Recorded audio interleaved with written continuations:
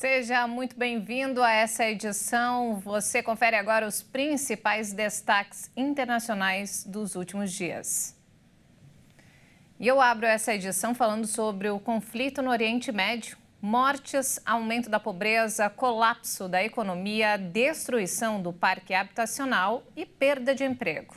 A ONU afirmou que o nível de devastação da guerra em Gaza não tem precedentes e a reconstrução pode custar 40 bilhões de dólares.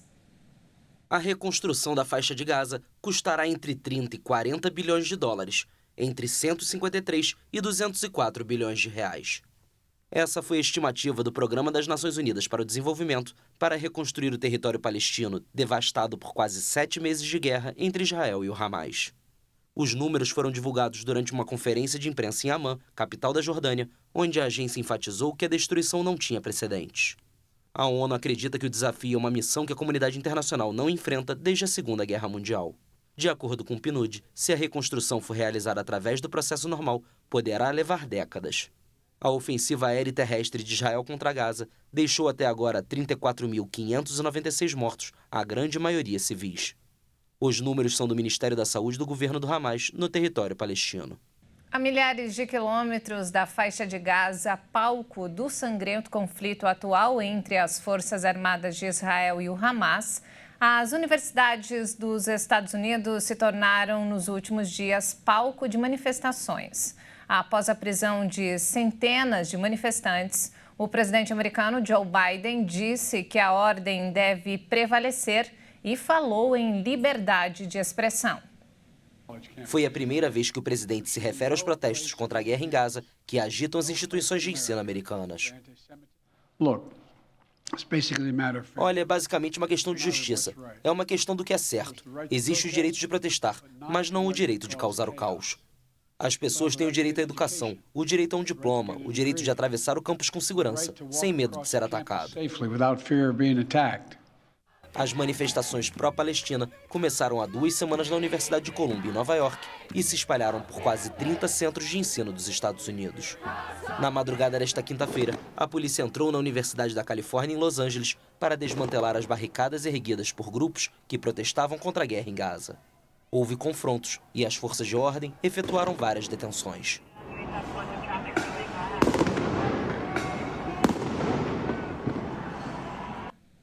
O presidente da Colômbia anunciou que vai romper as relações diplomáticas com Israel por causa da guerra em Gaza. Petro chamou o primeiro-ministro israelense Benjamin Netanyahu de genocida. Por ter um governo, por ter um presidente genocida. Genocida.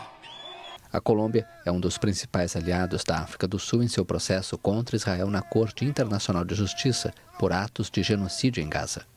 Petro considera que Netanyahu está violando as normas consagradas na Convenção para a Prevenção do Genocídio de 1948. O chanceler israelense Israel Katz se manifestou sobre o anúncio da ruptura das relações. Na rede social X, acusou Gustavo Petro de recompensar o que chamou de assassinos do Hamas pela decisão. A Turquia também suspendeu todas as suas relações comerciais com Israel após restringir, no mês passado, suas exportações para o país. O anúncio foi feito pelo Ministério do Comércio turco. As exportações e importações relacionadas com Israel foram suspensas, informou o Ministério, acrescentando que as medidas serão aplicadas até que o governo de Israel autorize um fluxo ininterrupto de ajuda humanitária para a faixa de Gaza. No começo de abril, a Turquia restringiu as exportações a Israel de um grande número de mercadorias, como produtos de aço, ferro e alumínio, devido à guerra em Gaza. O conflito eclodiu em 7 de outubro, quando Hamas atacou o sul de Israel, matando 1.170 pessoas, a maioria civis, e sequestrando cerca de 250, segundo um balanço com base em dados israelenses. Israel diz que 129 continuam em Gaza, dos quais 34 teriam morrido. Em resposta, o governo israelense prometeu aniquilar o Hamas e lançou uma ofensiva que, até o momento, deixou 34.596 mortos em Gaza, a maioria civis, segundo o Ministério da Saúde do território, governado pelo movimento islamista. E falando agora sobre o conflito no leste europeu, o comandante das Forças Armadas da Ucrânia admitiu que a situação piorou no fronte de batalha. Já a Rússia reivindicou novas conquistas no território ucraniano. Kiev fracassou em sua grande contraofensiva do ano passado e enfrenta o avanço da Rússia, que relata várias conquistas desde a captura da cidade de Avdiivka, no leste ucraniano, em fevereiro.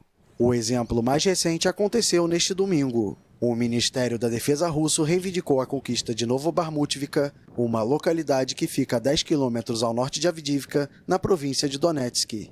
As forças ucranianas relatam combates muito violentos no leste e no nordeste e afirmam que a situação é tensa no sul do país.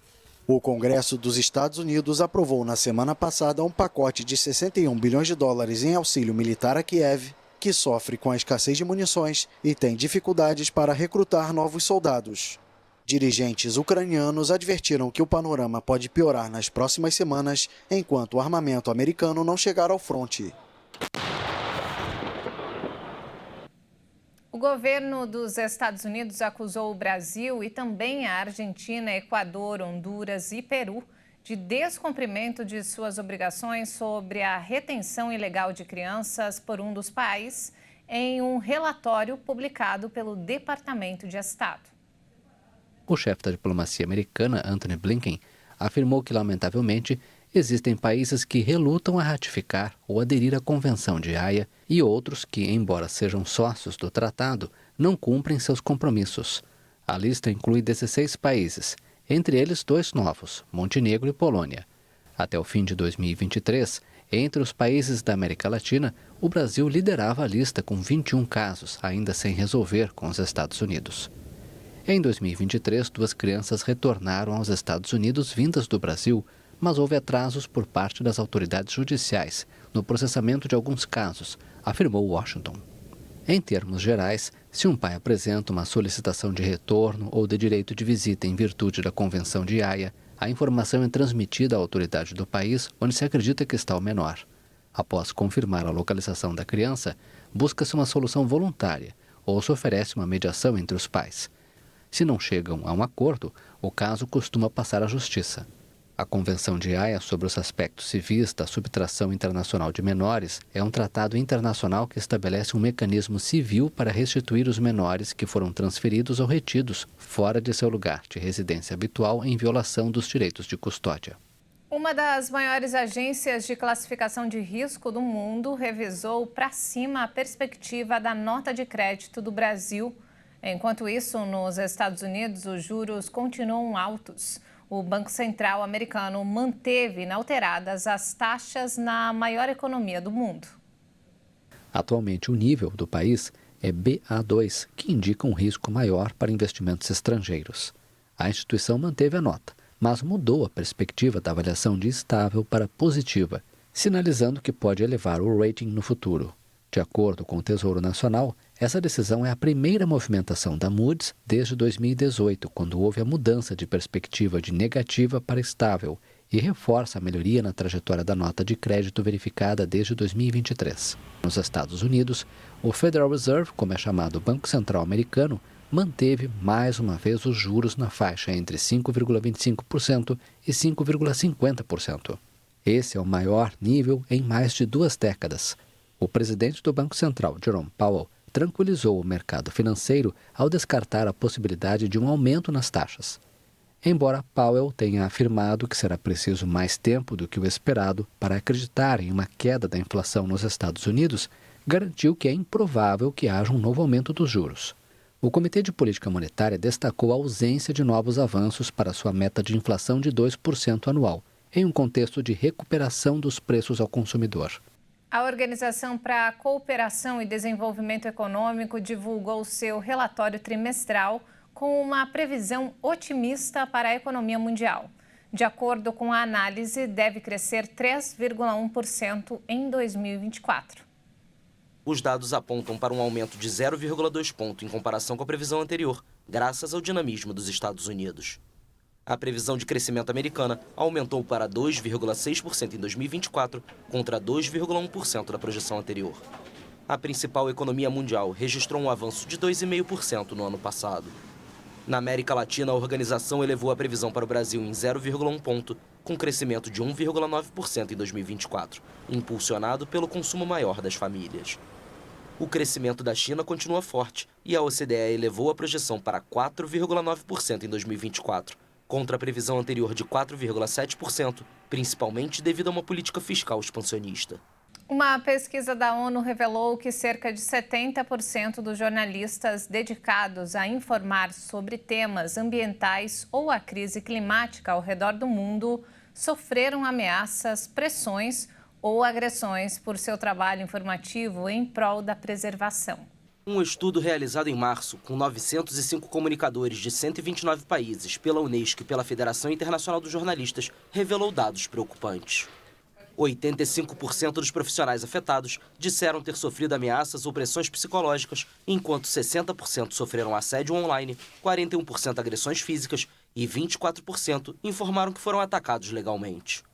Além disso, 45% dos consultados admitiram ter se autocensurado por medo de possíveis agressões ou porque suas fontes ficariam expostas a algum dano.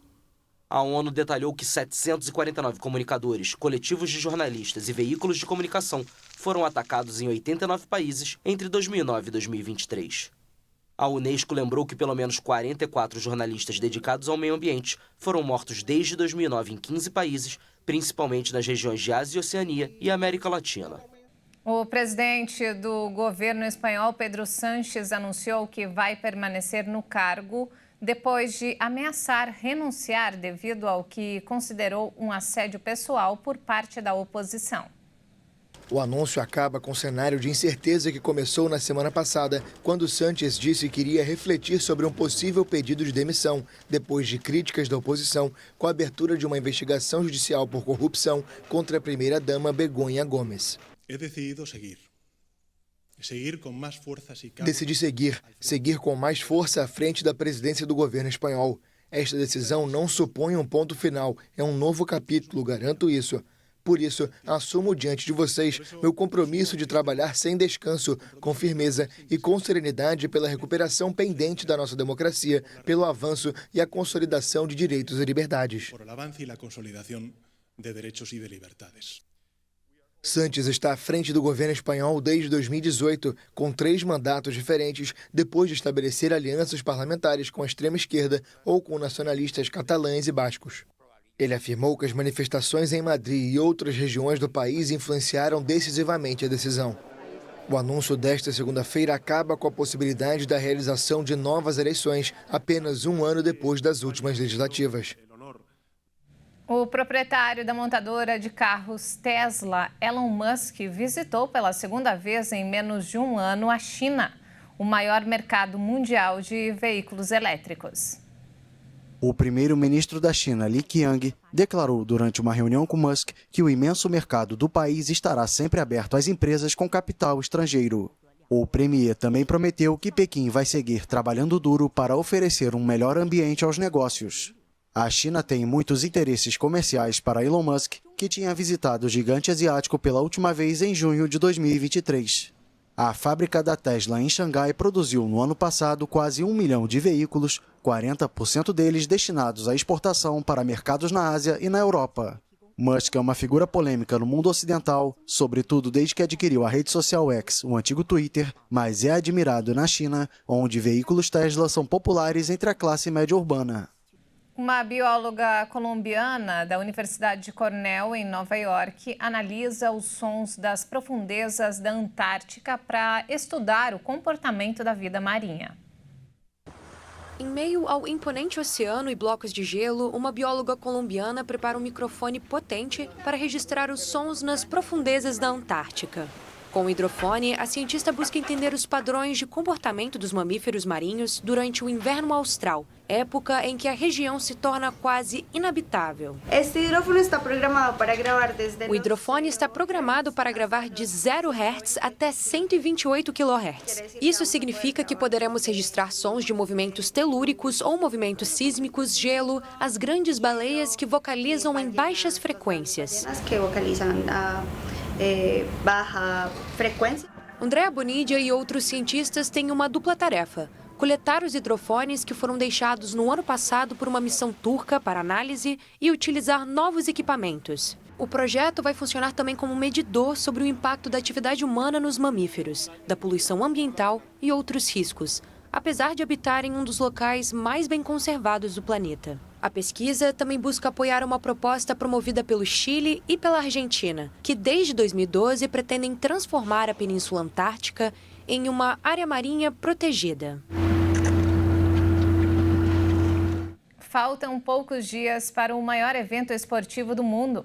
A chama dos Jogos Olímpicos de Paris 2024 viaja pelo Mediterrâneo rumo à França a bordo do veleiro Belém. O barco de 3 mastros está previsto para atracar no dia 8 de maio no porto de Marsella. A chama olímpica dos Jogos de Paris em 2024 segue para a capital francesa pelo mar. Ela é conduzida pelo Mediterrâneo a bordo do veleiro Belém, que partiu do porto grego de Pireu. O barco de 3 mastros do século XIX está previsto para atracar no dia 8 de maio no porto de Marsella. É na cidade do sul da França que terá início o percurso da chama olímpica por vários pontos do país, até a abertura da competição no dia 26 de julho. É interessante que seja parte da vida a bordo, que os jovens possam ver e os tripulantes também.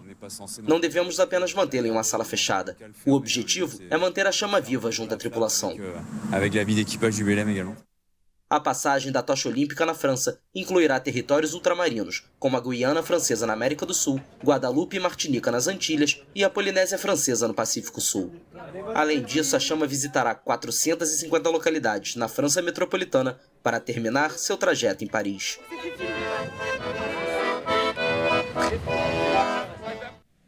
E essa edição fica por aqui. Mais informações ao longo da nossa programação. Muito obrigada pela companhia, um ótimo fim de semana para você e até mais.